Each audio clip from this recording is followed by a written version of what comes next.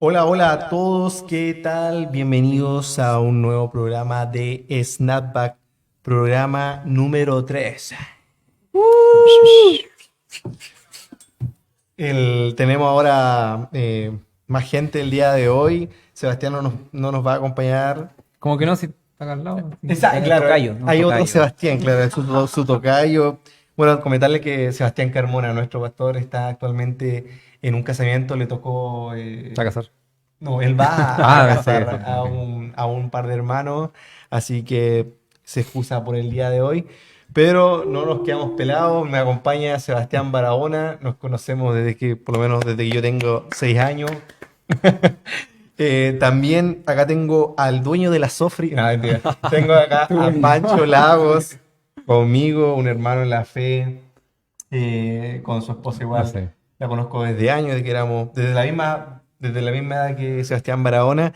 Y tengo también el privilegio de estar también con Álvaro Muñoz, el más joven de la mesa, El gusto pero no de. menos importante, buen testimonio, un hombre de gran fe. Y también es el encargado de los jóvenes acá en nuestra iglesia, así que darle la bienvenida a los tres, darle las gracias desde ya por acompañarnos en este programa.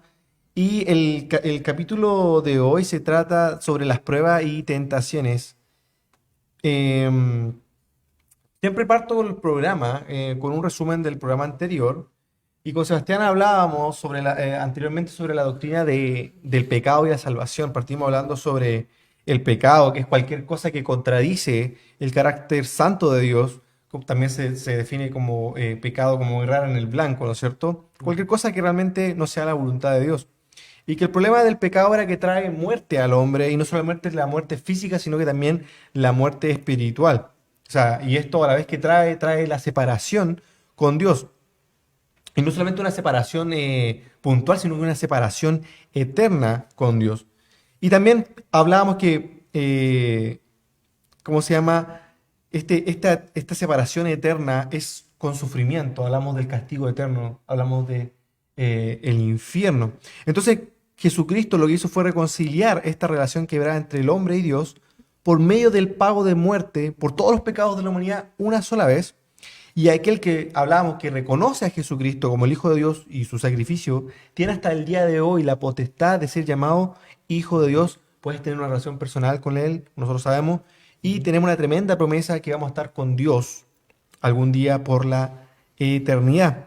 No porque lo merezcamos, obviamente, sino porque este es un regalo de Dios, un regalo de salvación, no merecido, o sea, por gracia. Se alcanza por fe en Jesucristo y no por obras.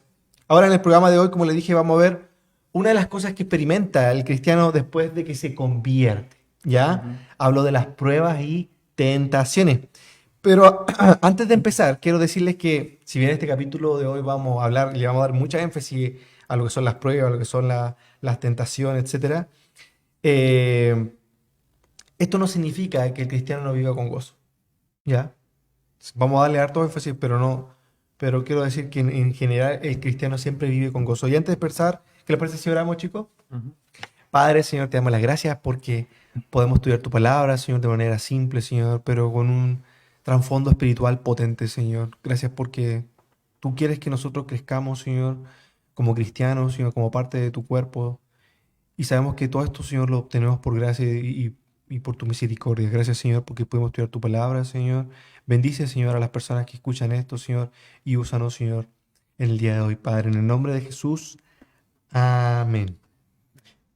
Sí, qué buena la introducción que hizo el Basti. En verdad es súper importante eso, resaltar de que el cristiano en general debería vivir una vida alegre, ¿ya? Pero alegre no significa que sea una vida sin sufrimiento. El sufrimiento va a ser parte inherente de la vida del cristiano en general. Pero es Mm. importante hacer una distinción de cuál es la vida cristiana o quién puede ser llamado cristiano, ¿ya? Y la primera frase que quiero que dejen ahí en su mente es que la vida es más simple cuando aceptas a Jesucristo.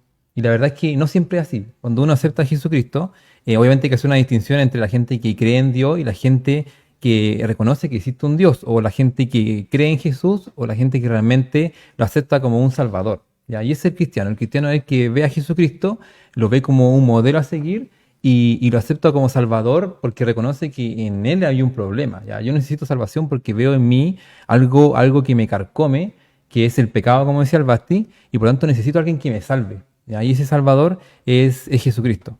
Y también hay otro de los conceptos erróneos dentro de la vida cristiana, es que está mal ser tentado, ¿ya? Y como decía, por ejemplo, el poeta Arjona, ¿ya? El problema no es que me tienten, ¿cachai? El problema es que yo caigo ante la tentación. Cuando partió la vida en el Edén, existía un árbol que representaba la ciencia del bien y el mal. Y resulta que eso era muy atractivo para el hombre y para la mujer, obviamente, porque como bien lo dijo la serpiente, podían ser iguales a Dios. Entonces, obviamente, eso llamó la atención y querían hacer algo que estaba prohibido. Entonces, el árbol en sí no estaba mal, el tema fue la tentación y cómo cayeron ante esa tentación. Y la desobediencia, obviamente, a Dios. Otro error que también que se presenta es que los cristianos están libres de tener dificultades, ¿ya?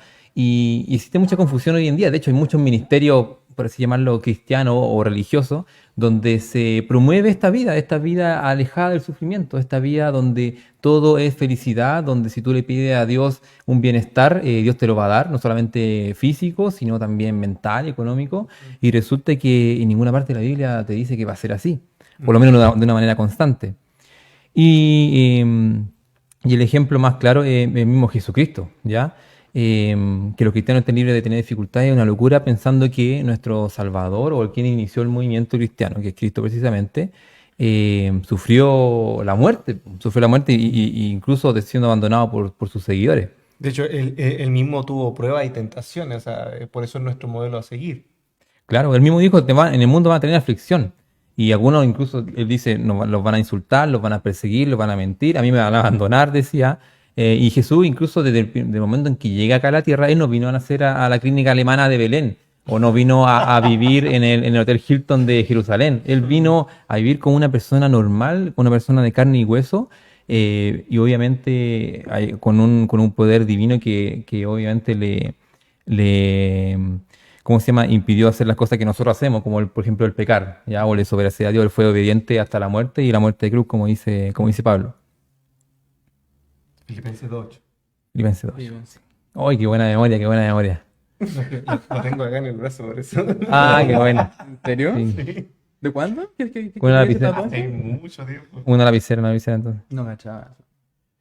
Sí, pues, y incluso lo que menciona también Juan en su escrito es que dice que no vamos a pasar solo por esta prueba, ¿ya? Jesús dice, le he dicho todo lo anterior para que inviten acampada, en el mundo van a tener muchas pruebas, mucha tristeza, pero anímense, dice, porque yo he vencido al mundo, ¿ya? Entonces, es un mensaje un poco contradictorio, te dice, hay que va a pasar por un montón de cosas malas, por un montón de sufrimiento, pero tranquilo, yo voy a estar contigo.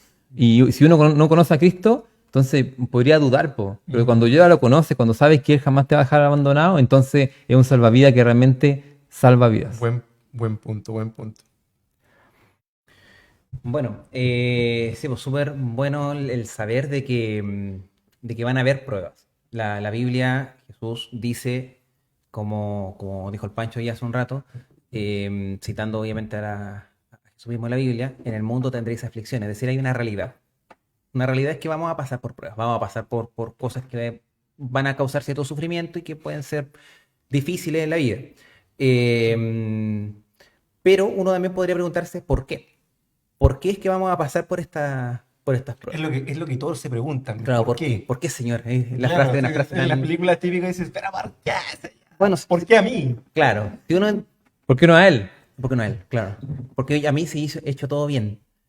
Eh, Soy tan bueno, soy Oye, tan bueno. increíble la diferencia. percepción que tiene la gente de sí sí, misma. sí, sí. Sí. ¿Qué tenemos? ¿Qué tenemos ¿Qué nosotros? tenemos? Sí, ¿qué tenemos? Ahora, claro, eso nos lleva como al tema de las razones de las pruebas. ¿Por qué por qué vamos a pasar por pruebas? La verdad es que hay varias razones. De hecho, me voy a referir a ellas. Uy, perdón. Me voy a referir a ellas una por una, de forma sucinta quizás. Pero, Oye, ¿qué término va? bueno, de forma superficial. Abajito va a salir la encima. definición del término sucinto para que... Bueno, para los que no saben, Sebastián es abogado, por eso quizás de repente van a escuchar Por palabras. eso que habla, sean- habla mucho mejor que nosotros. En este caso, para que... Bueno, volviendo al tema.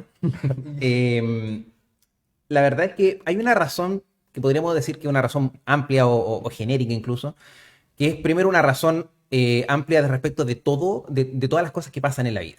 ¿Sí? Hay un principio básico en la vida cristiana y un principio básico en verdad del mundo, que muchas veces uno no reconoce, y es que todo da gloria a Dios, todo glorifica a Dios. Entonces, primero tenemos que tener en cuenta eso. O sea, hay un principio básico, elemental, que todo da gloria a Dios. Pero incluso hablando de las pruebas, obviamente las pruebas también van a dar gloria a Dios, pero también hay un término amplio respecto al por qué las pruebas. ¿Sí? Y eso está recogido en un pasaje, Romanos 8, 28 al 29. Lo voy a leer y probablemente sea el único pasaje que lea entero.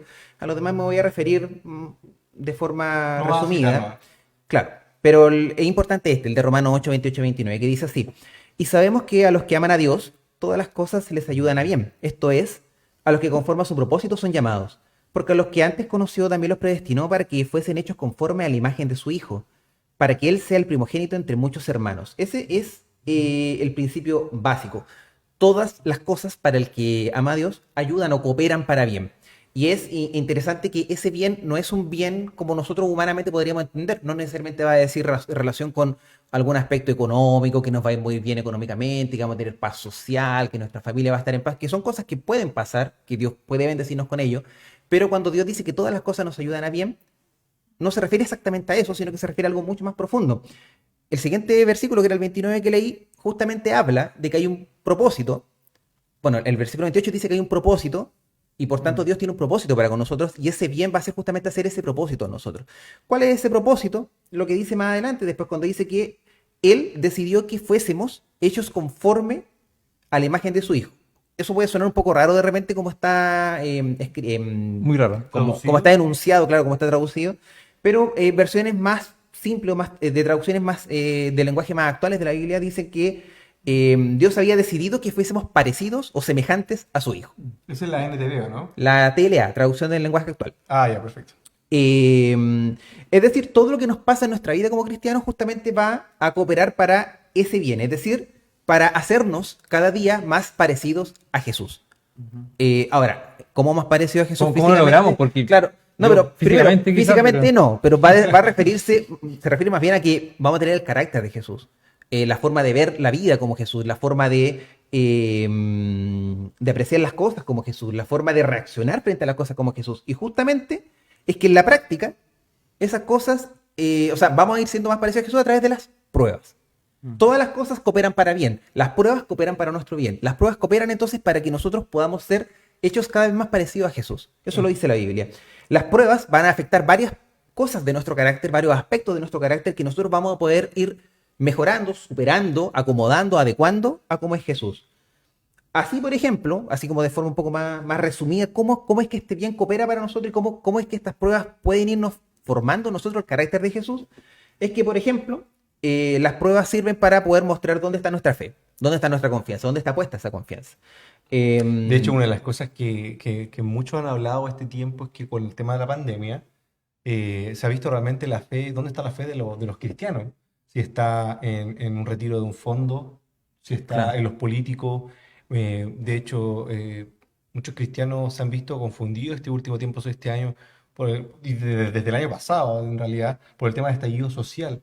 Porque todo Claro. esto ha sido como que una prueba. Incluso la misma votación, las elecciones, todo ha demostrado dónde realmente está el corazón de los cristianos. Claro. No, y fíjate que justamente los humanos tendemos a eso, tendemos como a tratar de hallar la solución a nuestros problemas primero en las cosas que Que no parecieran fue. ser más como que en el estándar es como más fácil que nos pudieran solucionar las cosas, como el dinero. Y muchas veces cuando enfrentamos un problema, incluso como cristianos, en nuestra naturaleza humana obviamente, muchas veces pucha, tratamos de solucionar el problema por todos los otros medios disponibles antes que ir a Dios. Y después cuando todo falló, vamos a Dios. Y la verdad es que debería ser al revés. O sea, deberíamos ir primero a Dios y después ir bien disponiendo de todos los medios que podamos tener. No digo que si uno está enfermo, no vaya a un médico y espere que Dios lo sane de una forma milagrosa, que lo puede hacer, pero lo que digo es que uno siempre tiene que ir con la mentalidad de que primero todo esto depende de Dios y que Dios está en control de todo. Y después, obviamente, ir a las demás cosas. Primero Pedro 1 del 3 a 9 habla justamente de esto, de la idea de estar confiando en Dios, de que las pruebas van a someter, valga la redundancia, a prueba nuestra fe, puede confirmar nuestra fe o puede además determinar si es que estamos fallando en algo en eso. dice incluso, cuando pasamos las pruebas, o una vez que pasamos la prueba, nuestra fe, la confianza en Dios, va a ser más valiosa que el oro. Eso lo dice Pedro en estos Mm. pasajes. Otro final para el que puede servir una prueba en nuestra vida es para hacernos ver las intenciones que tenemos. También está relacionado un poco con lo anterior. O sea, prueba nuestra fe, pero también nos puede hacer ver qué es lo que realmente está en nuestro corazón. ¿Dónde Mm. está nuestro objetivo? ¿Dónde están nuestros ojos puestos? Em, si estas cosas no se ajustan al estándar de Dios, las pruebas nos pueden ayudar, nos pueden dar la visión correcta para darnos cuenta de que estamos mal, cambiarlo, corregirlo e ir mejorando. Otra forma también es que las pruebas, o Dios, mejor dicho, a través de las pruebas va puliendo nuestro carácter. ¿Sí? Hay un pasaje en la Biblia, el Salmo 66, que habla de que las pruebas van refinándonos. ¿Sí? Así como el oro que se va purificando, las pruebas también nos van refinando. Y una vez que hemos superado las pruebas, el Salmo dice, y abro comillas, nos llevará a un lugar de abundancia. Es decir, en la obediencia, en la superación de la prueba, en el pasar con Dios las pruebas, hay una bendición. Em, una forma específica, por ejemplo, en cómo nuestro carácter va siendo refinado, va siendo pulido por las pruebas, es justamente porque las pruebas nos dan paciencia, Mm. nos dan, nos dan perseverancia. Paciencia primero para soportar la prueba y perseverancia también para no renegar de Dios cuando estemos pasando por las pruebas. Porque las pruebas van a ser situaciones difíciles en nuestras vidas que muchas veces nos van a hacer perder el foco de las cosas, nos van a hacer pensar que Dios no está ahí, nos van a hacer pensar que tenemos que tratar de pasar por este tema o por este problema por nuestros propios medios. Y la verdad es que no, como lo dijo el Pancho al final de lo que estaba hablando, Dios está con Exposición. nosotros. Exposición. Dios nos está, no quería usar la palabra exposición porque podía sonar Claro. un poco rara, claro.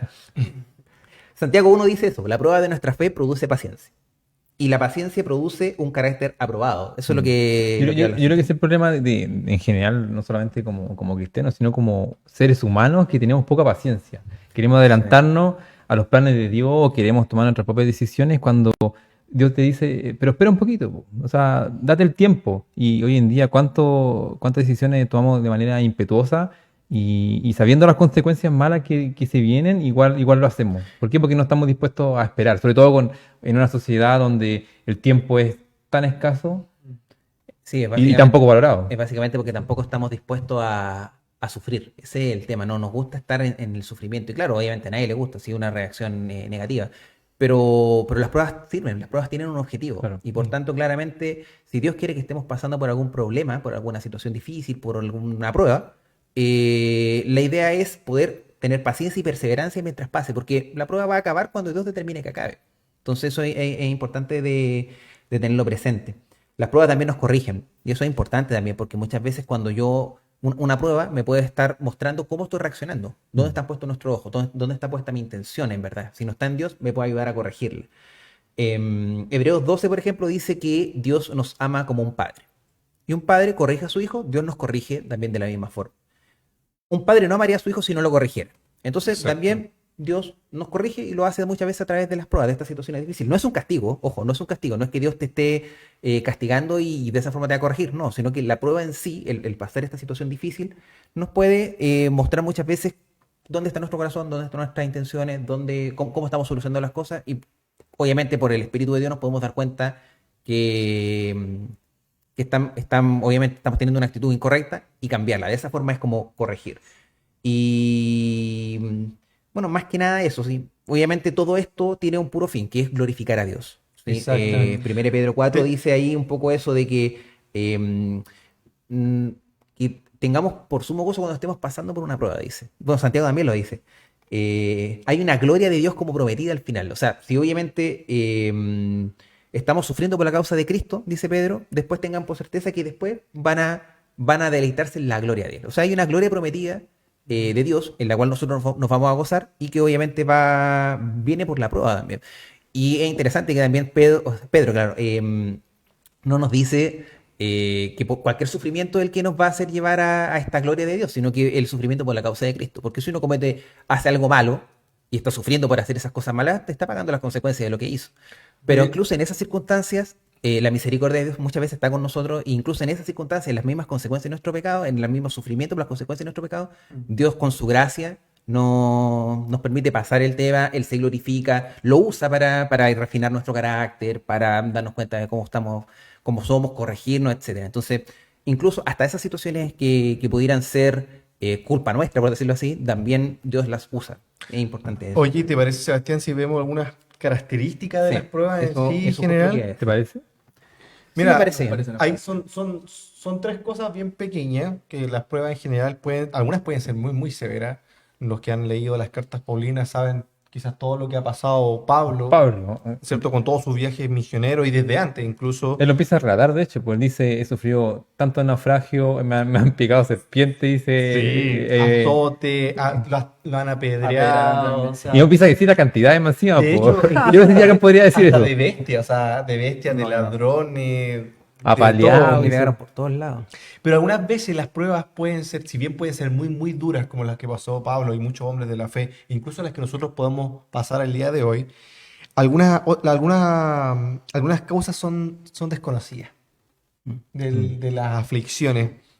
Y algunas pruebas pueden ser también aflicciones físicas, ¿ya? Quiero partir con lo primero, con la primera característica, que a veces las pruebas pueden ser muy, muy, muy duras. Quiero leerles algo que sale en 2 Corintios, capítulo 1, del versículo del 8 al 10. 2 Corintios, capítulo 1, versículo del 8 al 10. Esto lo escribe Pablo ya a la iglesia de Corintios. Dice, porque hermanos no queremos que ignoréis acerca de nuestra tribulación que nos sobrevino en Asia, pues fuimos abrumados sobremanera, más allá de nuestra fuerza, de tal modo que aún perdimos la esperanza de conservar la vida. Pero tuvimos en nosotros mismos sentencia de muerte, para que no confiásemos en nosotros mismos, sino en Dios, que resucita a los muertos, el cual nos libró y nos libra, y en quien esperamos que aún nos librará de tan gran muerte. Acá Pablo, lo primero que lo deja en claro, como así lo dijo Sebastián, también lo dijo Pancho, es que Dios permite que vengan las pruebas. Y lo segundo es que hay algunos sufrimientos que nosotros pasamos sencillamente porque somos humanos, ¿no es cierto? Pues somos humanos y estamos sujetos al dolor físico. ¿Ya? Eso no quiere decir que sea malo, sino que es parte. Pero hay otros sufrimientos que vienen debido a que somos del pueblo de Dios, como lo que Mm. pasaba a Pablo, porque producto de la predicación del Evangelio, porque quería servirle. Pero ¿qué pasa? Algunas veces la causa del sufrimiento no se conoce. ¿Ya? ¿Se acuerdan de Job, no? De la historia de Job, Ujú. donde Job empieza a pasar una prueba tras de otro, y al final, y cómo se desarrolla el libro es que Job y su amigo, en realidad Job decía, Señor, ¿por qué? ¿Por qué? ¿Por qué? ¿Por qué? ¿Por qué? ¿Por qué? Y al final, ¿qué pasa?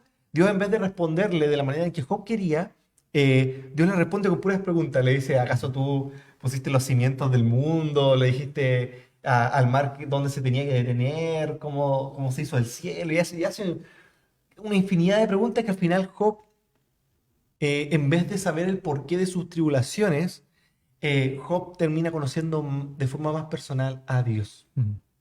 ¿Ya? Entonces, nunca debemos pensar que la aflicción es un accidente. ¿Ya? Para el creyente todo es designio de Dios. Y hay solo tres posibles perspectivas que una persona puede tener en cuanto a las pruebas de la vida en general. Primero, si nosotros tenemos la perspectiva de que nuestras pruebas son producto del destino o de la casualidad, entonces nuestro único recurso es darnos por vencidos. ¿Por qué? Porque nadie puede controlar el destino, ¿no es cierto? Nadie puede controlar la casualidad. La otra perspectiva que podemos tener, que nosotros mismos tenemos el control de todo. Pero esto es igual que la primera perspectiva, porque al final nosotros no tenemos el control de nada. Mm. O sea, mira, la pandemia, ¿qué control tenemos sobre la pandemia? Nada. Y la tercera perspectiva que podemos tener con respecto a las pruebas es que es tener la perspectiva en Dios, que si Dios es el que controla, entonces podemos confiar en Él, como también dijo Barahona, Sebastián Barahona, y entonces nos podemos sobreponer a las circunstancias con su ayuda.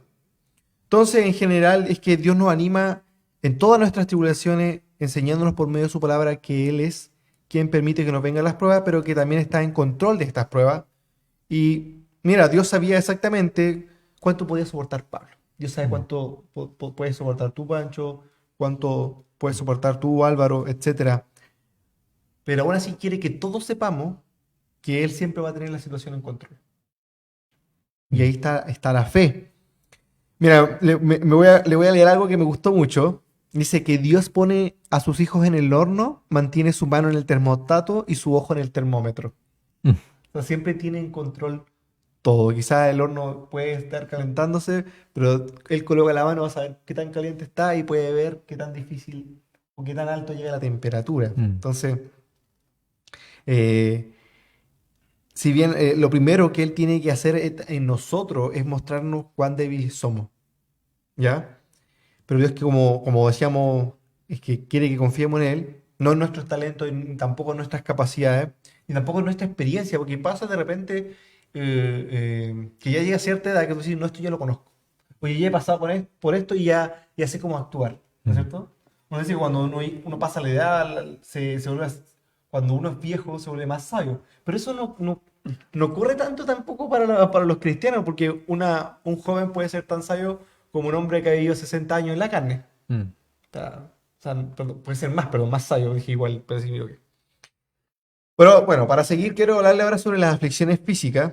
Y voy a utilizar el mismo ejemplo de Pablo, el que va a explicar este tema. Quiero leerles algo que sale en 2 de Corintios, capítulo 12, versículo del 7 al 10. Dice: Y para que la grandeza de las revelaciones no me saltase desmedidamente, me fue dado un aguijón en mi carne, un mensajero de Satanás, que me abofetee para que no me enaltezca sobremanera. Respecto a lo cual 3 veces he rogado al Señor que me lo quite de mí, y me ha dicho: bástate mi gracia, porque mi poder se perfecciona en la debilidad. Por tanto, de buena gana me gloriaré más bien en mis debilidades, para que repose sobre mí el poder de Cristo. Por lo cual, por amor a Cristo, me gozo en las debilidades, en afrentas, en necesidades, en persecuciones, en angustia, por cuanto soy débil, entonces soy fuerte. Entonces, primera cosa, Satanás acá se le permitió abofetear a Pablo con este aguijón. Y él explica que este era un dolor que era constante ya, o recurrente. Ahora no sabemos muy bien el origen. Ahora cuando tú te detienes a pensar en Pablo, tenía que escribir cartas, tenía que realizar viajes, tenía que ir a la iglesia, ¿no es cierto? Tenía que hacer sermones, enfrentar peligro incluso cuando ministraba. Entonces, cuando vemos todo el contexto de la vida de Pablo, este tema del aguijón era un tema importante. Mm. No era como una persona, estoy quieta y tengo un aguijón y ahí vivo tranquilo. No, Oye, qué lindo mi aguijón. qué lindo aguijón, ¿cachai? No, es como que tengo todo, pero tengo este aguijón y Mm. no, Pablo hacía muchas cosas. Y Pablo oró 3 veces por esto y dice que Dios no se lo quitó. Ahora, Mm. si bien el aguijón en la carne era el mensajero de Satanás para Pablo, pero Dios tenía otro mensaje para él, ¿ya? Era un mensaje de gracia. Y acá quiero recordar un poquito qué es la gracia, en términos amplios. Nosotros sabemos que es un regalo no merecido, pero también es la provisión de Dios para todas nuestras necesidades cuando lo necesitamos, ¿ya? Dios en su gracia nos da lo que no merecemos y en su misericordia no nos da lo que sí merecemos, ¿no es cierto? Entonces lo que tenemos que tener claro es que Dios es suficiente para salvarnos, también será para reservarnos y fortalecernos en nuestro sufrimiento. ¿Y por qué fue un mensaje de gracia? Porque fue un mensaje de gracia en el aspecto de fortalecer. Dios no nos permite que nos tornemos débiles para que podamos recibir su fortaleza. Esto en realidad es un proceso continuo. Mi poder se dice, se perfecciona, es decir, está perfeccionándose en la debilidad, en tu debilidad. Mm. ¿Ya? Y mira, esto es lo último que quiero también compartir con respecto a este tema. Oye, pero igual quería hacer una observación acerca de lo que dice Pablo ahí del aguijón. Quizás cuántas personas hoy en día tienen un aguijón o sienten que viven con un aguijón en donde sea, ¿cachai? Claro. Puede ser perfectamente un problema físico, como al parecer menciona Pablo respecto a él, o puede ser una situación económica o algún malestar, algo. Y le piden a Dios, pues Dios, hay que quita esto de mí, de verdad, no lo quiero tener, me incomoda. No me permite llevar la vida que quizás quiero llevar. Y Dios dice, no, pero es que yo quiero que lo tenga. Y esto te va a ayudar incluso. Y a veces es difícil comprenderlo porque puede ser una enfermedad, puede ser una situación particular que estés viviendo con tu familia o en el trabajo, o algo que ni siquiera es temporal, sino que es constante y quizás te acompañe por toda la vida. Pero Dios te dice, ¿sabes qué? Tranquilo, o sea, que te baste lo que yo te estoy dando. Mira, justamente era el último punto que quería tocar, que en la vida cristiana obtenemos muchas de nuestras bendiciones por medio de la transformación y no de la sustitución. Bueno, me voy a explicar. Cuando Pablo oró 3 veces para que se le quitara su aflicción, estaba pidiéndole a Dios que la sustituyera. O sea, La cambiara. Claro, tengo este problema, por favor, dame salud en lugar de enfermedad, ¿cierto? Liberación en vez de dolor. Pero algunas veces Dios suple la necesidad mediante eh, una transformación. No quita la aflicción, sino que nos da de su gracia, de modo que la aflicción obra a favor nuestro y no en contra nuestra, ¿ya? Mientras Pablo oraba por su problema, Dios le dio una perspectiva más profunda de lo que Dios estaba haciendo. Pablo aprendió que su aguijón en la carne era un don de Dios, era un regalo de Dios. Tú dices, pero ¿por qué? ¿Por qué un don? O sea, ¿por qué una aflicción a la carne podría ser un regalo? Recordemos lo que le pasó a Pablo. Pablo dice que fue al tercer cielo, ¿no? Mm. Dice que pudo ver cosas que el hombre no puede describir, cosas inefables, ¿no es cierto? Entonces, acá el versículo le explica para que Pablo no se enalteciera, se le dio un aguijón. Mm. Imagínate, piensa lo siguiente, ¿cuántas veces hay cosas que Dios ha permitido en tu vida que si no lo hubiera permitido, tu vida hubiera sido diferente? ¿Dónde estaría ella ahora? ¿Dónde estarías ahora? En mi caso pasó algo muy particular cuando yo tuve que tomar una decisión de cambiarme de ciudad, de devolverme a Iquique. Yo creo que si no se hubieran dado ciertas condiciones o ciertos inconvenientes, no me hubiera devuelto, porque estaba tan cómodo en la otra ciudad viviendo, en una buena universidad, estaba súper con un ambiente que para mí, en mi carne era agradable. No me lancé a la distorsión ni nada de eso, pero en lo que, la parte como intelectual, y ya lo vamos a tocar más adelante, estaba como toda mi mente estaba como satisfecha. En tu salsa En estaba. mi salsa, exactamente. Entonces, pero, pero Cristo como incomodó parte de mi camino y esa incomodidad me permitió a mí tomar la decisión de devolverme y servir a Cristo. Imagínate, una incomodidad. Mm. Entonces, que también estaba acompañada por una necesidad, yo también quería hacerlo. Entonces, un mensaje para la gente que cuando estemos atravesando por un sufrimiento, que pasemos más tiempo en la palabra de Dios y puedes estar seguro de que Dios te va a hablar cuando tú leas su palabra y porque Él siempre tiene un mensaje especial para su hijo cuando sufren aflicción y en eso tenemos que confiar. ¿Ya? Entonces, me gustaría ahora revisar algunos de los ejemplos de las escrituras que superan las pruebas. No sé si Álvaro nos puedes comentar un poco de eso. No. Sí, no, sí, se lo voy a Chao. comentar. El versículo que comentaste de Segunda de Corintios, capítulo 12, no sé si es el 9 o el 10, en donde Dios, al responderle a Pablo, le dice que solamente se bastara de su gracia. Y es Ujú. increíble eso porque hay veces que nosotros pensamos, quizás como creyentes, que los Con el 9.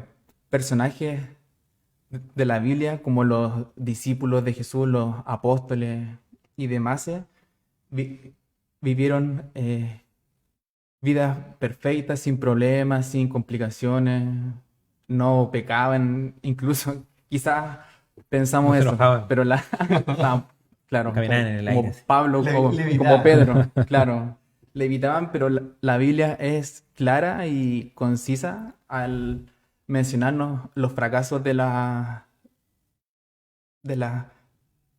personas que Dios usó, nos mencionan sus pecados, sus fracasos, sus debilidades y diferentes cosas.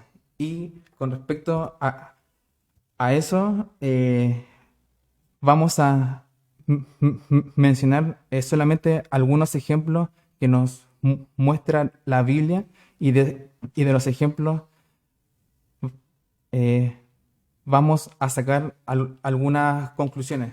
En Hechos, capítulo 27 al 28, podemos ver que Pablo sufrió un naufragio, fue encarcelado, golpeado y perseguido. También podemos ver en Corintios que la Biblia nos muestra que también fue apedreado. Eso creo que lo comentó el Pancho No, o lo o chistoso el es Sebastián. que Pablo dice, sean como yo. Dice, entonces, no, gracias. No quiero ser como tú, no Estoy quiero. bien así, estoy Me muy gusta bien mi cuerpo, así. me gusta mi cuerpo sano. También, No me gustan las piedras, no me gustan las piedras en la cabeza. también podemos observar en Génesis capítulo 37 al 47 la vida de José. Y nosotros al observar la vida de José podemos ver integridad Mm. porque sabemos que José fue vendido como esclavo por sus hermanos quienes motivados por la envidia los venden como un esclavo a una persona, y también observamos que José fue encarcelado por no querer dormir con la mujer de su Sí. jefe.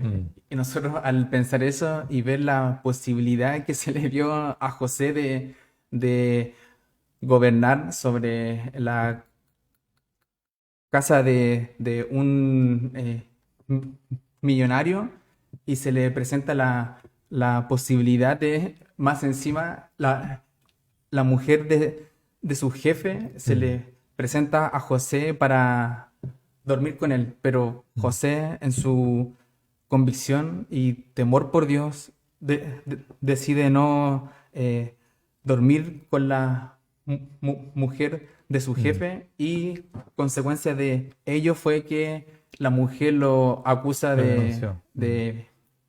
violación, Lo funó. lo funó, como lo diríamos hoy en día, y lo llevaron preso al pobre José. Hay un maestro que hace una observación genial acerca de eso, porque él menciona que la mujer de Potifar le dice, oye, tranquilo, si Potifar no se va a enterar. Y José dice, no, pues no es correcto. Dice, pero yo estoy dispuesto. Dice, no, pero que aun cuando tú estés dispuesto tampoco es correcto. Pero que nadie lo va a saber, queda lo mismo, porque Dios siempre va a saberlo. Entonces, su integridad estaba puesta a prueba, ¿cachai? Porque estaba en una situación claramente que podría ser él incluso verlo como un beneficio, ¿cachai? Pero independiente de que Potifar estuviera de acuerdo, que ella estuviera de acuerdo, que José estuviera de acuerdo, siempre estaba Dios. Y esa era la imagen que él tenía. Y por eso mantenía tanto la integridad. Claro. También podemos observar en Daniel capítulo 6 que Daniel fue echado en el foso de los leones por orar abiertamente, porque sus compañeros de trabajo Nos sabiaron. tenían envidia de Daniel y armaron un plan para matarlo. Y también lo podemos ver en Daniel 3, cuando sus amigos, también motivados por la envidia, los compañeros de trabajo, por así decirlo, de los amigos de Daniel, buscaron la forma de hacer que los amigos de Daniel murieran, y se fueron al horno de fuego por no querer arrodillarse delante del rey de Babilonia. Oye, es increíble cómo Dios nos libra de ciertas situaciones. Personalmente, a mí no me han librado de un horno de fuego, A mí tampoco. pero sí de la muerte.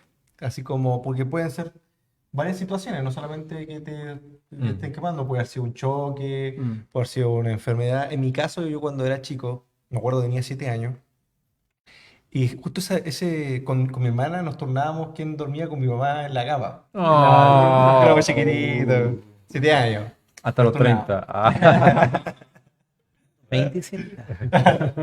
29. Ah, no, antes. Y resulta que un día ya pues, me tocó a mí y de repente yo nunca me levanto en la noche a ir al baño. Y esa noche me desperté, así que fui al baño y yo como soy niño no veía, prendí la luz y desperté a mi mamá. Entonces cuando me devolví y entré a la pieza, mi mamá me mira a mí y queda así con los ojos abiertos. Me dice, Bastián, te vi muy amarillo. Y yo le digo, no, mamá, no pasa nada, ¿te duele algo? No, mamá, estoy bien, vamos a acostarnos. Yo de hecho apagué la luz y mi mamá, no, no, no, y prendió la luz de nuevo. Y me agarró así y me dijo, no, pero estáis muy amarillo, ya nos vamos. Nos vamos al doctor. Y ¿qué querés pedir ¿cómo nos vamos a ir ahora? Nosotros vivíamos justo al final de Iquique en esa época. Y mi mamá dijo, ya, voy a pedir un radiotaxi. No, y vine y lo llama y yo digo, mamá, ¿qué está pasando? Estoy volviendo loca. Y yo estaba bien. Mi familia está bien, gracias. Está ahí bien, pero bien amarillo, ¿no? Y que estaba amarillo, ¿no? Entonces mi mamá dijo, no, nos No vamos. Y nos fuimos, po. Y para hacer la corta, nos fuimos a la clínica Iquique y me revisaron. Y si yo seguía durmiendo, me pasaba peritonitis, tenía una apendicitis en ese momento. Me operaron en ese mismo instante. Yo quizás se hubiera despertado, porque hay casos que se les da sin dolor. Y justo a mí se me dio sin dolor. Si yo hubiera seguido durmiendo o no me hubiera levantado en esa noche, yo hubiera despertado muerto. Se me hubiera contaminado el cuerpo y a mí no me dio el espancho. Me imagino sin ti acá como un micrófono vacío y... Pero qué tremendo, ¿cachai? O sea, ¿cómo Dios nos libra de situaciones? Y podría seguir contando más, pero tenemos poco tiempo, así que dale, Galo, disculpa. En Job también podemos ver que el diablo incita de alguna manera a Dios para probar la fe de Job, porque según el diablo Job servía solamente a Dios porque lo había prosperado y bendecido. Es raro también el observar cuando nosotros observamos la Biblia, nos muestra que si bien el diablo va a ir por nuestras vidas para destruirnos, para alejarnos de Dios, pero la Biblia también nos muestra que Dios permite las pruebas en nuestras vidas para que cuando nosotros salgamos de las pruebas confiando en Dios, nuestra fe crezca y po- podamos alabar a Dios de mejor manera también. Y también el último ejemplo sería Jesús, que su ejemplo lo vemos en los evangelios y vemos que Jesús fue perseguido por los re- religiosos de la época y vemos que los fariseos, los saduceos y diferentes personas pe- persiguieron a Jesús por su enseñanza, por el amor que mostraba Jesús.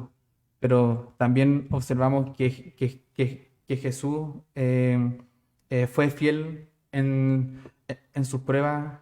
Jesús, la Biblia nos muestra también en Hebreos que Jesús es nuestro sumo sacerdote Ujú, así es. y nos dice que Jesús fue probado y tentado en Todo. todo, pero Jesús En todo. no pecó. Mm. Y Jesús nos da el ejemplo para que nosotros nos aferremos solamente a Dios y al confiar en Él, al estudiar su palabra, Dios nos va a poder dar la capacidad para ser personas íntegras, justas, para que caminemos en la verdad, para que caminemos en su palabra. Pero es solamente cuando nosotros nos aferramos solamente a Dios, a Jesús, es cuando Dios va a entregarnos el poder que necesitamos para vivir las vidas agradables que Dios desea que nosotros vivamos. Mm. Oye, Pancho, ¿qué cosas podemos recordar durante las pruebas? Oye, Basti, bueno, primero hay que saber qué son las pruebas, como decía el Seba, bueno, son situaciones que a veces son parte de, como del plan de Dios para perfeccionarnos, ¿ya? Para llegar a ser como su hijo. Y en algunos casos, como decía el Basti también, eh, son cosas que nosotros nos buscamos, ¿cachai? Es como que Dios nos traza un camino, nos dice, por aquí quiero que vayas. Y este camino tiene algunas piedrecillas, ¿cierto? Entonces esas piedrecillas a veces obviamente nos van forjando, lo más probable es que van preparando nuestra planta para quizás momentos más difíciles. Y hay veces donde esas pruebas vienen a raíz de que nosotros intentamos tomar un atajo. ¿Cachai? Dios nos dice por acá y nosotros no, sé que este camino me tinca más. Y finalmente llegamos a un lugar donde claramente no nos conviene. Pero no es como si fuera una carrera de obstáculos, no es que Dios esté poniendo obstáculo tras obstáculo para que hacernos la vida más imposible. No es como que fuera Ninja Warrior o gladiador americano, ¿cachai? Sino simplemente son etapas de nuestra vida por las que vamos pasando momentos, situaciones que en el fondo lo que buscan es que nos parezcamos más a Cristo, ¿ya? Bueno, una cosa que debemos recordar durante las pruebas es que Jesús nunca nos va a dejar, ¿ya? Y eso es una promesa que está en su palabra, ¿ya? De hecho, el autor de Hebreo dice, no amen el dinero y si estén contentos con lo que tienen, pues Dios ha dicho, nunca te fallaré y jamás te abandonaré. Yo siempre converso con un amigo acerca del problema del mundo y él me dice, no, el problema es el dinero. Después me dice, no, el problema es el deseo. Y digo, no, el problema es el pecado, ¿cachai? El problema es el pecado y el pecado lamentablemente nos aleja de Dios. Y a veces nos ciega y no nos permite visualizar que los problemas por los que pasamos a veces son porque Dios quiere que volvamos al rumbo, po. Y nosotros nos descarriamos y nos alejamos de Él.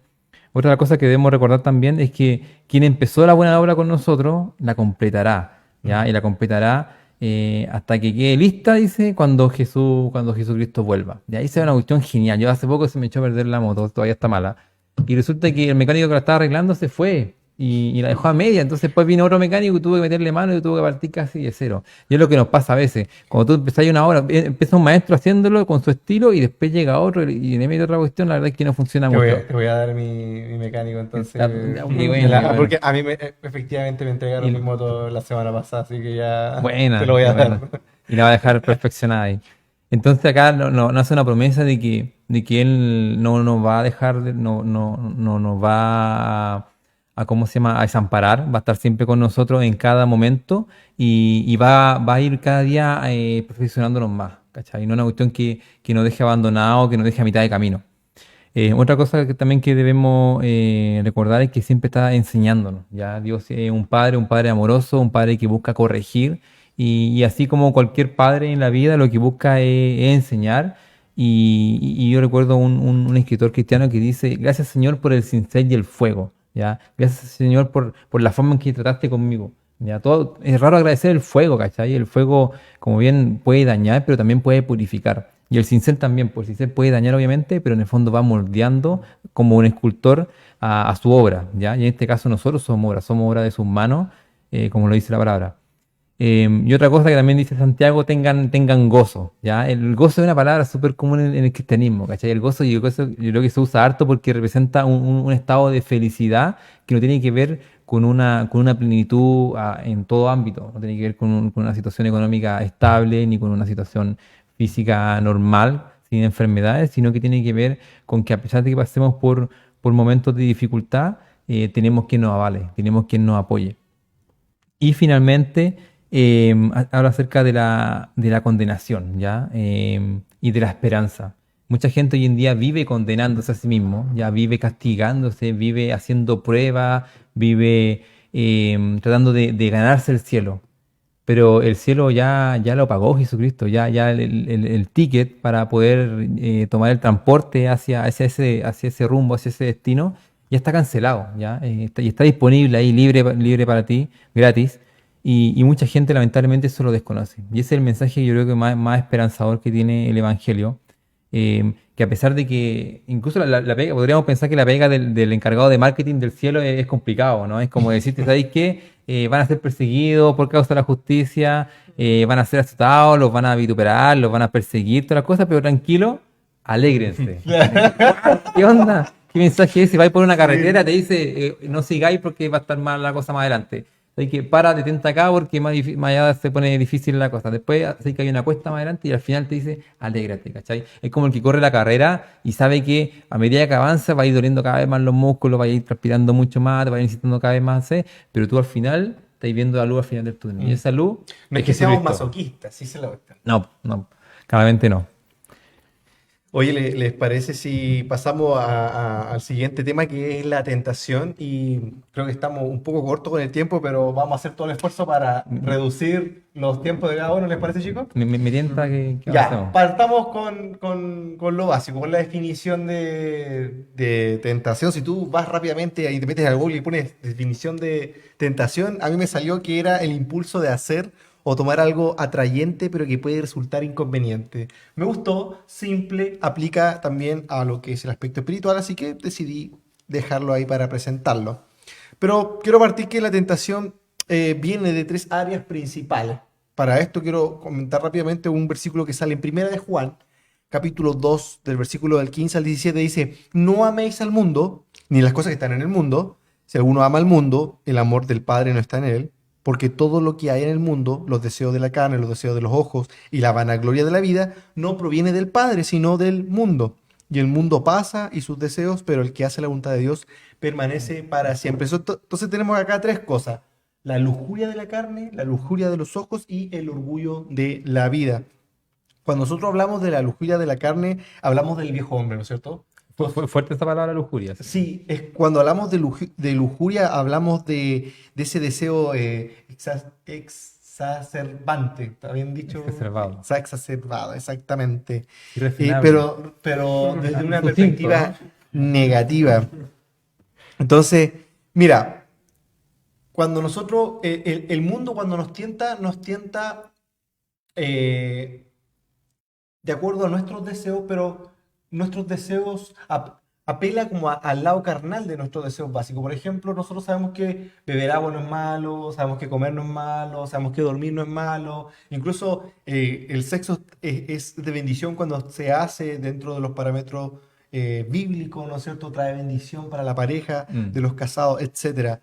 Pero cuando el mundo te tienta a ti, Satanás te tienta, apela a esa parte baja de tu carnalidad. Entonces, si tú bebes en exceso, se transforma Alcoholismo. en alcoholismo, ¿no es cierto? Si tú duermes en exceso, es pereza, ¿no es cierto? Tampoco conviene. Y así sucesivamente, si el sexo no se practica dentro de los parámetros de Dios, tienes la fornicación, está la lujuria, etcétera. Entonces, nosotros como creyentes debemos recordar lo que Dios dice acerca de la vieja naturaleza, que en la carne no hay nada bueno, que la carne no beneficia en nada, que el creyente no debe poner su confianza en la carne, ni tiene que proveer para la carne, de acuerdo a lo que dice Romanos 13, versículo 14.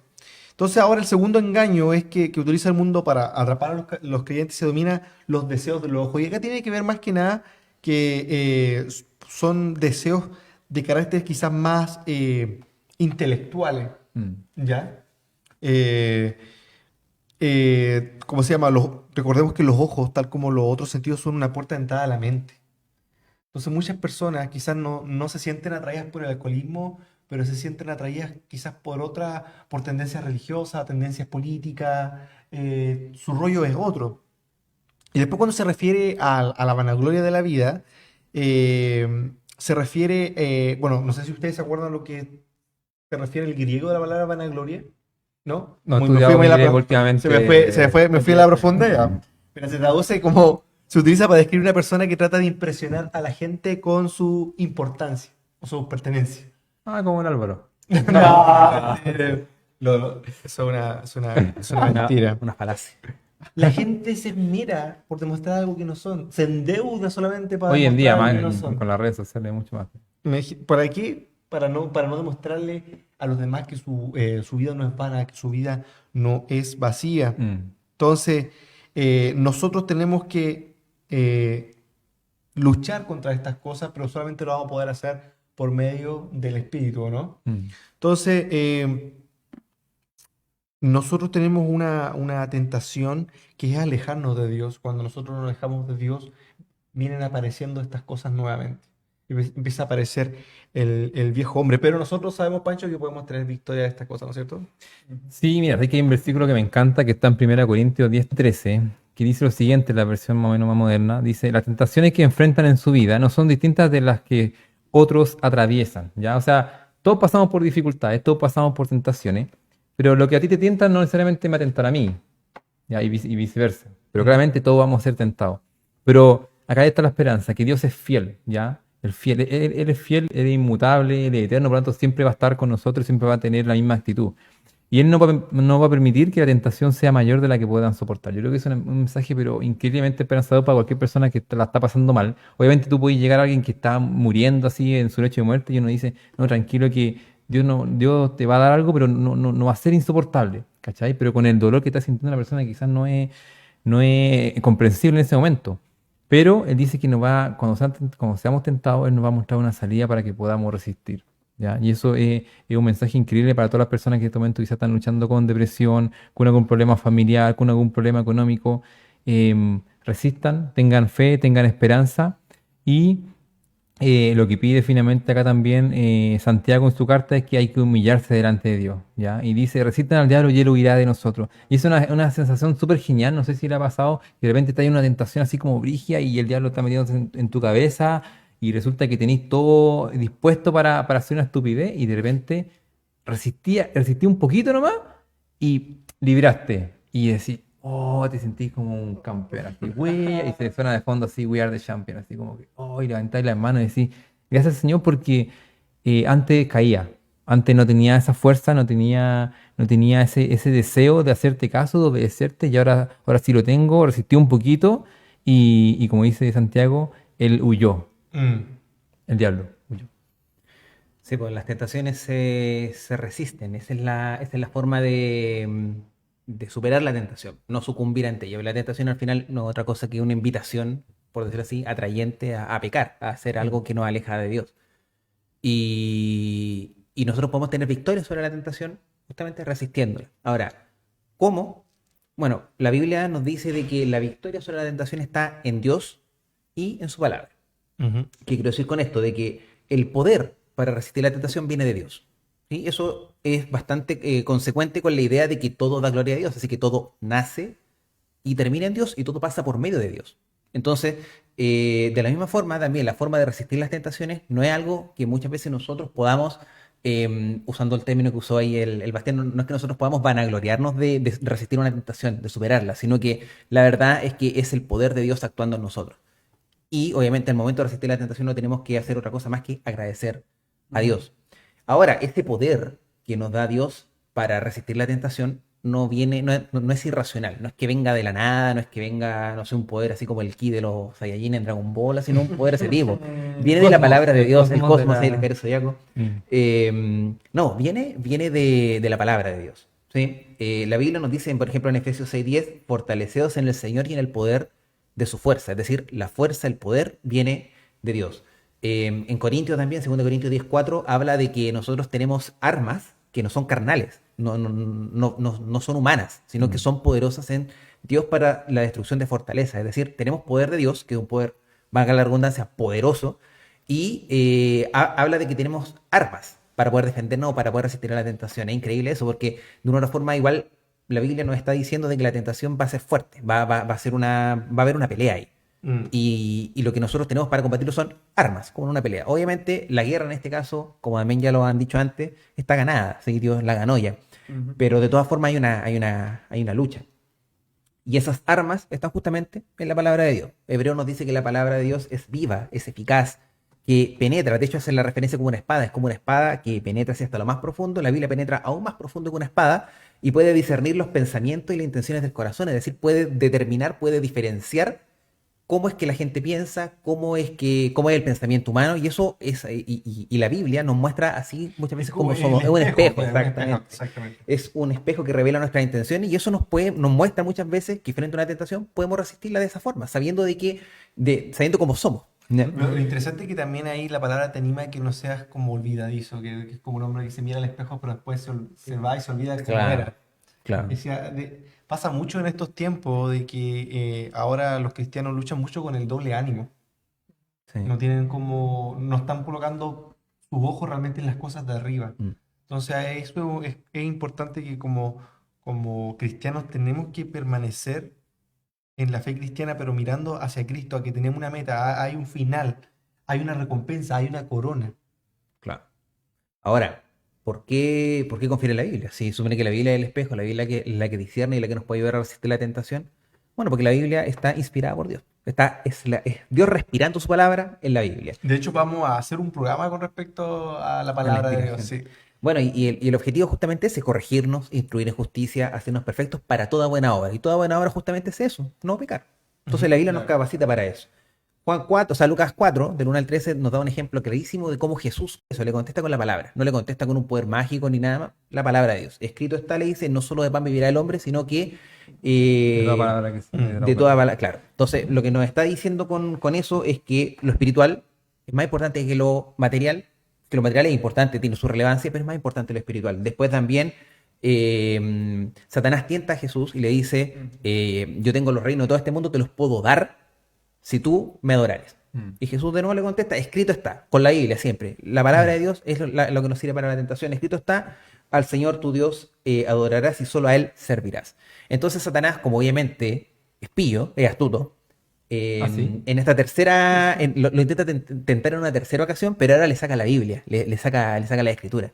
Y Mm. le dice, bueno, aquí estamos encima del pináculo del templo, lo más arriba del templo, si tú te tiras, la Biblia dice que va a mandar a tus ángeles para que no tropiece en el camino, o sea, Mm. para que no tropiece, le dice.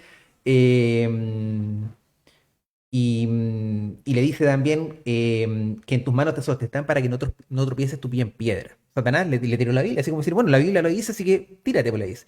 Ahí también hay una tentación a que Jesús busque fama, busque prestigio, busque que todos lo miren o lo aplaudan, pero lejos de Dios, haciendo cosas que obviamente que Mm. no agradan a Dios. O la vanagloria, lo Y que ya hemos increíble conversado. acá cómo Satanás lo que hace es tergiversar la palabra, la usa fuera de contexto. Y eso por eso es muy relevante y muy importante para nosotros como cristianos que siempre estudiemos la Biblia en su contexto. Porque Ujú. aquí lo que hace Satanás es sacarle una frase a la palabra. La frase dice eso, o sea, dice a sus ángeles mandará cerca de ti para que te guarden Ujú. en todos tus caminos, dice. Y eso lo saca.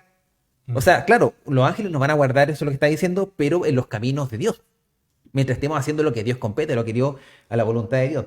Y ese texto entero de Salmos, que es un salmo, el Salmo 91, habla justamente de que va a venir bendición y protección de Dios para el creyente que ha puesto a Dios como importante en su vida, que lo ha puesto como la primera cosa en su vida. Mm. Entonces, claramente, Satanás lo que está haciendo acá es agarrar un texto, un pedacito del texto, sacarlo del contexto y tratar de forzar a Dios a hacer algo, o sea, a Jesús, perdón, y Jesús de nuevo le contesta, escrito está, no tentarás al Señor tu Dios. Claro, uno podría decir, no lo va a tentar, pero también es interesante que el no tentar a Dios, que es un pasaje de Deuteronomio, lo que dice más bien literalmente es no pondrás a prueba a Dios. O sea, lo Mm. que está diciendo es que no debemos poner a Dios en una situación, entre comillas, en la que él se viera forzado a actuar de una Mm. forma. No, Dios es bueno, Dios me va a salvar, así que yo me tiro.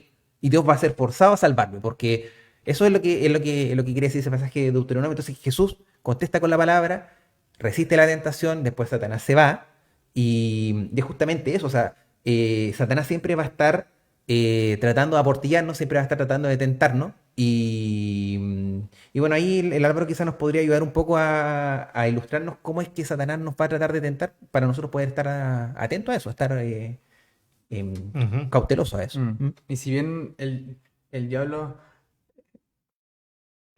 es un mentiroso y destructor, nosotros sabemos que la victoria ya está en Jesucristo. Y la Biblia también nos muestra que nuestro enemigo, el diablo, está como león rugiente buscando a quien devorar. Y lo podemos ver eso en Primera de Pedro, capítulo 5 versículo del 8. Y en Efesios capítulo 6 eh, nos habla Pablo acerca de que nuestra eh, lucha no está enfocada en los seres humanos, en carne, ni en sangre, sino que nuestra lucha es contra el diablo y sus secuaces. Y nosotros hay veces que podemos pensar que nuestro jefe o nuestros familiares o amigos o vecinos son los enemigos.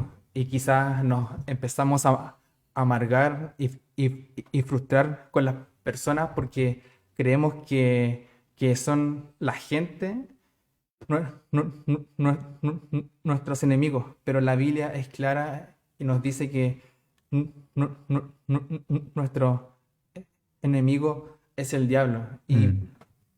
por lo tanto, Dios no- nos ha entregado una armadura y armas espirituales.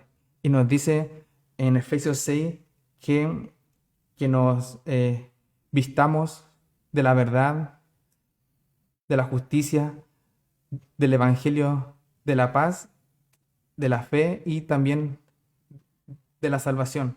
Y que Dios también nos ha entregado las armas que son la Biblia y también la oración. Y si bien eh, en Efesios 6 se nos muestra que la oración es fundamental, porque hay veces que nosotros dejamos la oración como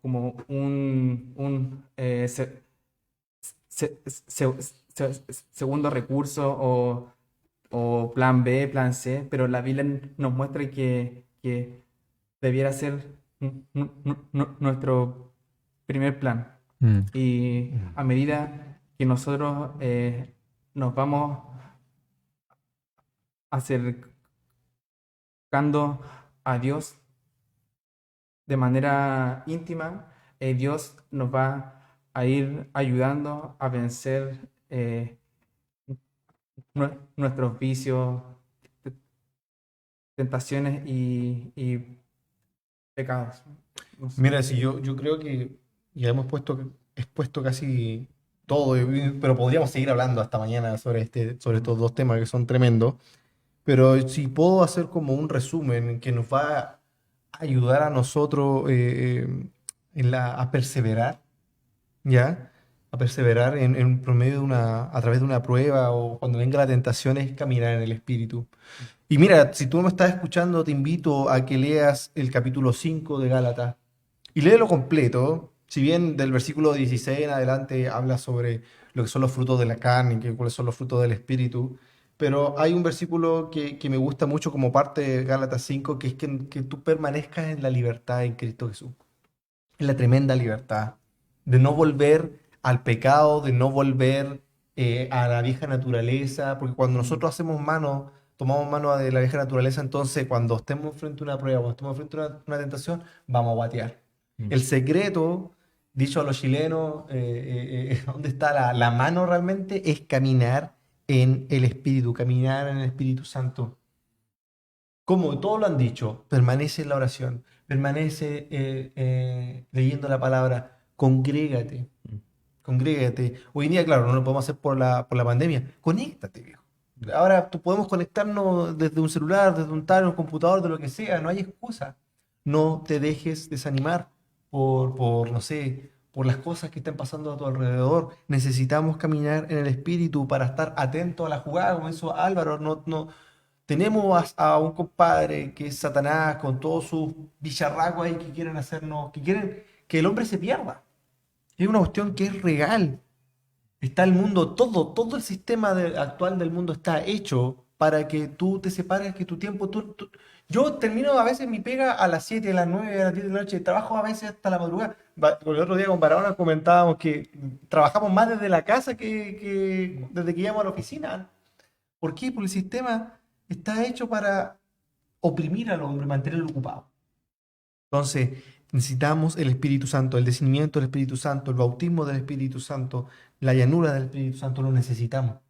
Necesitamos esto para poder vencer las pruebas, vencer las tentaciones. Y mira, quiero terminar con una promesa, con una bendición de la corona de vida que sale en Santiago capítulo 1, versículo 2, dice, bienaventurado el varón, habla del varón, pero también a mujer, ¿no es cierto?, que soporta la tentación, porque cuando haya resistido la prueba, recibirá la corona de vida que Dios ha prometido a los que le aman. Y bueno, con esto terminamos la primera parte del programa. Quiero hacer un llamado a Javier Cisterna, para aquellos que no lo conocen. Javier Cisterna es pastor de Viña y estamos acá pegándole la llamada en vivo. Ojalá que me conteste. La última vez ya llamé a Jorge y me demoré un poquito. ¿Aló? ¿Cómo estás, Jorge? O sea, ¿cómo estás? Perdón, Javier, perdón. Me confundí. Va a cortar. Bien, gracias. Oye, Javi, como ya previamente nos habíamos arreglado los bigotes, quería hacerte una pregunta. Yo vi que estuviste atento ahí al programa y quería preguntarte qué recomendaciones tú nos das prácticas para poder, qué podemos hacer cuando nos estemos enfrentando a una prueba o a una tentación. Tú como pastor, ¿qué nos puedes recomendar? Cosas prácticas que nos pueden decir, hablar con respecto a este tema. Bueno, creo que ahí se dijeron bastantes cosas muy claras. Una de las cosas que hizo Jesús con sus discípulos fue... ¿Me escuchas bien, no es cierto? Sí, yo te escucho bien. Ya, una de las cosas que hizo Jesús con los discípulos fue dejarle muy claro lo que iba a acontecer con ellos en el mundo, que ellos en el mundo iban a tener pruebas. Sí.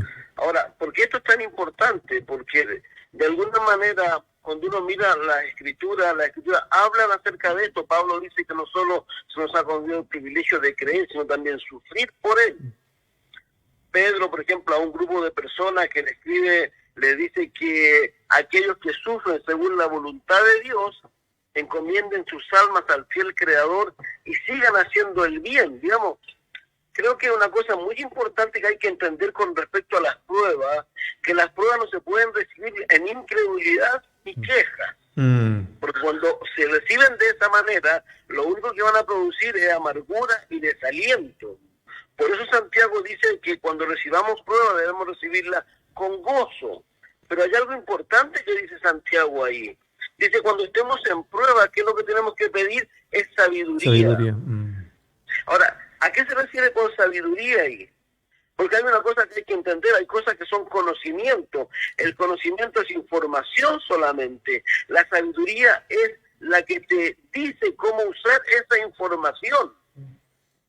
Exactamente. Entonces, por eso es tan importante eso, entender primero que nada, que, mire, más que ninguna otra cosa, la idea esencial que hay ahí, lo que dice Santiago, es que estas cosas no hagan que el creyente vuelva atrás.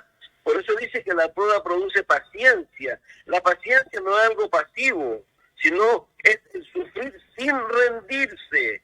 Es una cualidad que te ayuda de alguna manera a terminar la maratón. O cuando dice soportar, significa permanecer bajo una carga pesada, pero con la resolución de permanecer y no tratar de escapar. Alguien lo dijo, me parece que fue el yerno de Jorge, que habló acerca de que mucha gente busca la forma de evadir las cosas y al último va Dios, o fue Sebastián. Entonces creo que eso hay que tener mucho cuidado con eso. La paciencia es la disposición de ánimo a soportar. Entonces por eso nos dice que cuando nos hallemos en diversas pruebas, las pruebas van a ser parte de nuestra vida. Oye, ¿qué es lo importante? Que ellas no nos quiten el gozo ni las ganas y seguir adelante más que ninguna otra cosa. Oye, Javier, qué tremendo, me gustó mucho lo último que dijiste. Bueno, en realidad me gustó todo lo que dijiste, pero la parte de que el cristiano hoy en día, el cristiano contemporáneo, hoy en día está muy tentado a no querer soportar. Porque el sistema, el mundo, la sociedad te dice, ¿sabes qué? Tú no tienes que estar soportando cosas. ¿Por qué vamos a soportar esto? Mejor quejémonos, mejor marchemos, mejor hagamos esto. Tenéis que hacer algo, pero lo que menos tenéis que hacer es tolerar y soportar. Primero que todo, esas personas no son cristianas. Lamentablemente es duro a veces decir eso, pero es así. ¿Por qué? Porque el creyente tiene una sola fuente de información y es la palabra de Dios. Y si ella dice que tú y yo estamos para esto. Tú pusiste un texto que me gustó mucho. Me encanta el 2 de Corintios 1. Cuando dice el apóstol Pablo que él fue abrumado de sobremanera. Sí. Y que no halló lugar en donde poner su pie. Ahora, obviamente fue Dios quien le quitó todo eso. ¿Para qué? Para que se apoyara en Dios. Y lo importante de esto, ¿saben qué es lo que es? Es que Dios quiere ser glorificado. Y nosotros glorificamos a Dios de alguna manera cuando hacemos lo que Él quiere que hagamos, o lo que acabamos de mencionar. Ahora, hay que entender que la prueba no produce fe. Lo que está ocurriendo es que la fe está siendo probada y nos está dando reconociendo que la fe es algo tremendamente precioso. La fe, ¿cómo va a venir? Por oír la palabra de Dios. Dios nunca va a querer quebrantar nuestra fe, nunca. Exactamente. Oye, Javier, te damos las gracias por tus palabras, gracias por contestar. Y debo darte un abrazo a ti, a tu esposa y a la congregación entera ya de Viña. Eso, pues, mi querido brother. Ya, pues, mi hermano, un abrazo. Un abrazo grande, gracias, muchas gracias. A todos los panelistas que están ahí, a Sebastián, que lo conozco de bebé también. Sí, es verdad. Ahí se está acordando, ahora. No sé de qué se está acordando, pero es como una risa culpable. Chao, Javier, que estés bien. Ya, adiós. Chao. Bueno, esa fue nuestra sección de la Snap llamada. Javier Cisterna, pastor de Calvary Chapel de Viña del Mar. Yo tengo ahora una recomendación de lectura. El libro se llama, no lo tengo acá en físico, se los puedo compartir en PDF, obviamente autorizado, no dentro del Ministerio de la Piratería. Se llama el libro El problema del dolor. Es un ensayo publicado en 1940 por el escritor británico C.S. Lewis. Yo creo que todos lo conocemos como el autor también de Las Crónicas de Narnia, ¿no es cierto?